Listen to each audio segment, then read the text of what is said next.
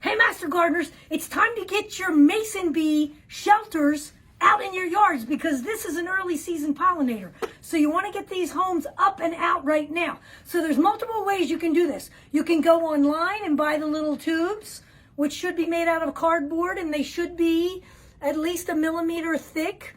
These are disposable. You're usually only going to use them one time and you throw them away and replace them. This was a house built by a master gardener specifically for this purpose.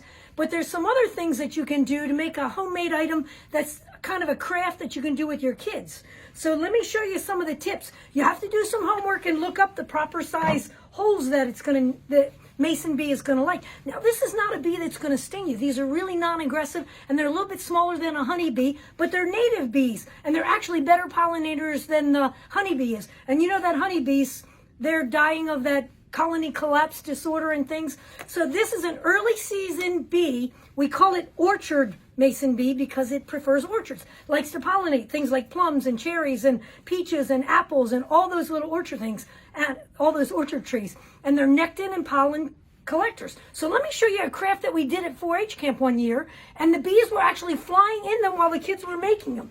I had collected a lot of these these are bamboo-like stems. This plant is called Japanese knotweed. And this is only going to last you one season, and you can use a pruner. You need a piece that's about 3 to 6 inches long, and cut that to make your little tubes.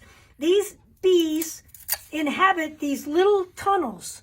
Now, you have to look inside of these and notice there at each one of the sections, it seals. So you have to make it a straw type structure. They don't all have to be the same length. They need to be approximately more than 3 inches, no bigger than like 8 inches. So we cut these, and I actually just bundle them all together. I've got one laying here somewhere. Let me show you some other pieces. I snip them. I connect them with a rubber band. So I get a whole bunch of them. I bundle them together with a rubber band. Now, technically, if you were drilling these, you'd need a back on them. But because these are just homemade ones, I don't worry about my back door. I put 1 or 2 rubber bands on it. If you want to make it look a little more decorative, you could use a jute string on it, tie it together, and then I insert it in some kind of a container that will give it some protection from the rain. The little orchard mason bee needs a horizontal tunnel in which to lay her egg. So I would just bundle a bunch of these. It doesn't matter if they're uneven on the ends, because it's actually a little bit better for her to be able to locate her individual hole. So these are not like honeybees. They don't lay honey or anything. They don't make honey. All they do is live for a little bit more than a month, and they emerge in the spring. They mate, they pollinate, they lay eggs in these little chambers inside of these tubes, and then they overwinter as an adult inside the tube.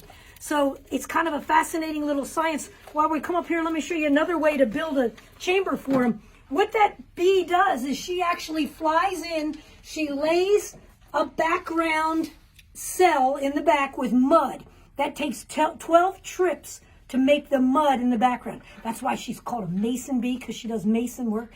So she makes about 12 trips to put mason in the back of it. Then she packs it with pollen and nectar. That's 15 to 40 trips flying back and forth. Then she lays an egg on top of that little pollen nectar ball. She lays 1 egg on it, and then she flies out and gets more mud again. So every one of the little cells, which is maybe a ½ an inch long, she's made about 40 flying trips to get in there to build it.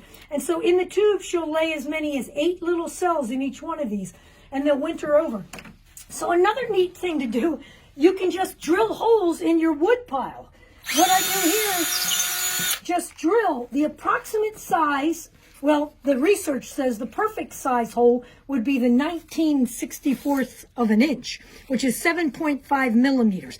That's the perfect size. But the truth is here, I have 2 bits laying here. One of them is 1/4 of an inch and the other's 3/8 of an inch. The hole just needs to be anywhere in between there, because there are different kinds of these little early season bees. And you'll see my holes here come in a variety of sizes. So some of them are more of these big sizes and some are smaller. And the bee will just choose which one she prefers. Usually, as I said before, they need to be about 6 inches in length. That's the optimum length. And when you're drilling holes like I'm doing here, you would make sure they're about 3/4 of an inch apart. So it's mason bee time, Master Gardeners. Get out there and either buy yourself a little shelter of some kind to put the disposable straws in, or make your own and drill some holes in your deck. All kinds of ideas. There you go, Master Gardeners.